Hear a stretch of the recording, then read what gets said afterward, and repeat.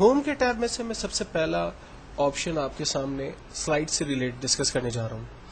جب power point پہ presentation design کی جاتی ہے تو اس میں سب سے امپورٹنٹ چیزیں سلائڈس ہوتی ہیں. Slide just like a pages اور لے آؤٹ، جس کے اندر آپ اپنی text, clips, images, movies, sound, charts اور دوسرا کنٹینٹ ایڈ کر سکتے ہیں.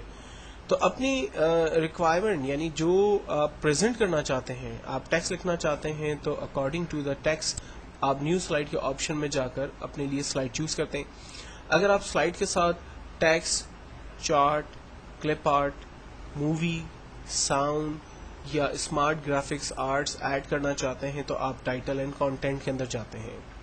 اگر آپ یہی ساری چیزیں ملٹیپل چاہتے ہیں، فار ایگزامپل آپ چاہتے ہیں کہ چارٹس اور امیجز بھی آئیں، تو آپ ان آپشنس کو یوز کرتے ہیں. تو جب آپ نیو سلائڈ کے اندر جاتے ہیں تو ایکچوئل میں یہاں پر کچھ بنے بنائے سلائڈ کے ٹیمپلیٹس موجود ہیں، آپشنس موجود ہیں. آپ اپنی ریکوائرمنٹ کے حساب سے یہاں پر سلائڈ کو چوز کرتے ہیں اور اس پہ انفارمیشن دیتے ہیں. جبکہ یہیں پر ایک اور آپشن لے آؤٹ کا موجود ہے. لے آؤٹ کا مطلب ہے کہ آپ ونس لے آؤٹ ڈیفائن کر دیں، اس کے بعد آپ جتنی بھی نیو سلائڈ کلک کریں گے آپ کے پاس دیکھیں اسی سے ریلیٹ نیو سلائڈز جنریٹ ہوتی رہیں گی. یعنی آپ نے ایک پیٹرن، ایک اسٹینڈرڈ جو ہے وہ ڈیفائن کر دیا. لیکن جب آپ ریسیٹ کر دیتے ہیں اور اس کے بعد آپ نیو سلائڈ پر جا کر کلک کرتے ہیں تو اپنے لیے سلائڈ جو ہے وہ اپنی مرضی کی نیو حاصل کر سکتے ہیں. جبکہ ڈیلیٹ کی مدد سے انوانٹیڈ سلائڈز جو آپ کو نہیں چاہیے وہ آپ ختم کر سکتے ہیں.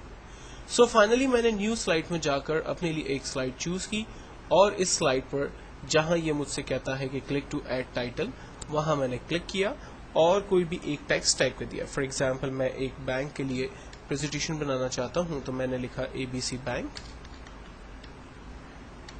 Private limited.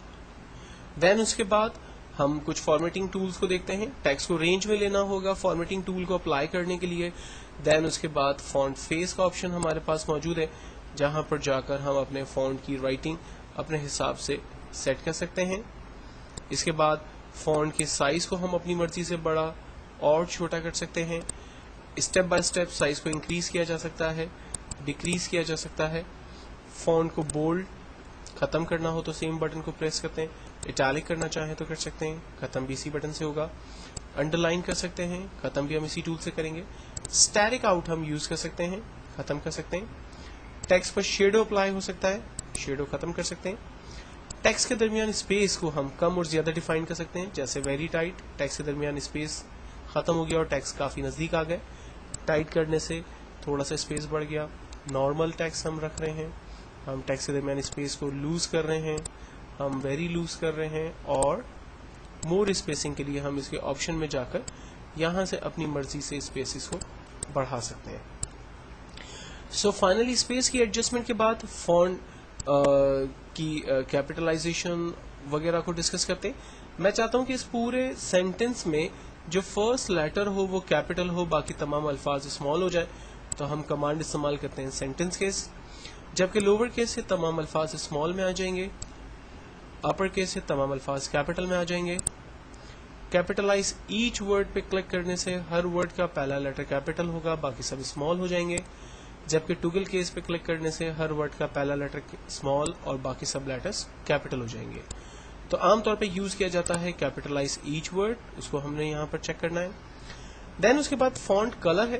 یہاں پر فونٹ کے ڈفرینٹ کلرز اویلیبل ہیں، جس پر بھی ماؤس رکھیں گے اس کا پریویو ہمیں باٹم پہ نظر آئے گا. فونٹ کے کلر ہم سیٹ کر سکتے ہیں.